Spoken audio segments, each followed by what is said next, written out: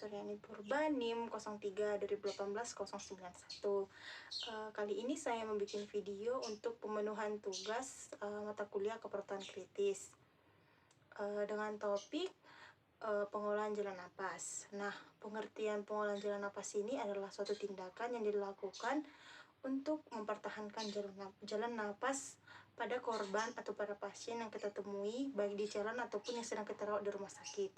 Tujuan dari tindakan ini untuk mempertahankan jalan napas baik pada korban atau baik pada pasien agar tetap tersalurnya oksigen ke dalam tubuh dari korban atau pasien yang kita temui.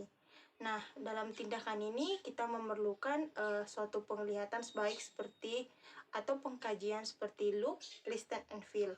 Yang dimana pada look kita memperhatikan bagaimana kondisi pasien atau korban. Pada listen kita mendengarkan bunyi napas, apakah ada terdapat seperti bunyi gargling atau bunyi mengorok. Lalu kita feel atau merasakan apakah masih terdapat tanda-tanda napas dari pasien atau korban.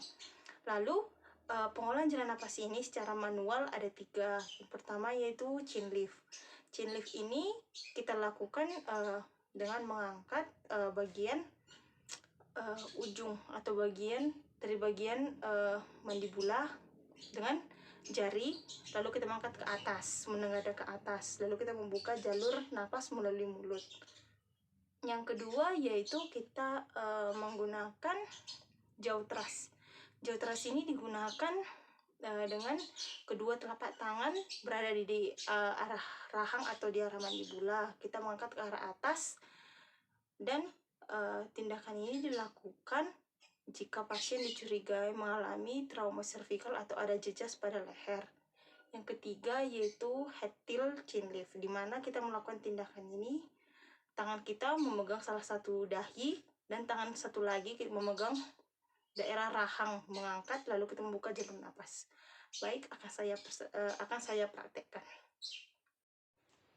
Baik, saya akan menjelaskan tentang 3 tadi cara pengolahan jalan napas, baik yaitu chin lift, jaw thrust, dan head tilt chin lift. Yang pertama itu jika chin lift, kita perhatikan kondisi pasien, apakah pasien mengalami fraktur atau trauma pada leher atau ada jejas pada leher.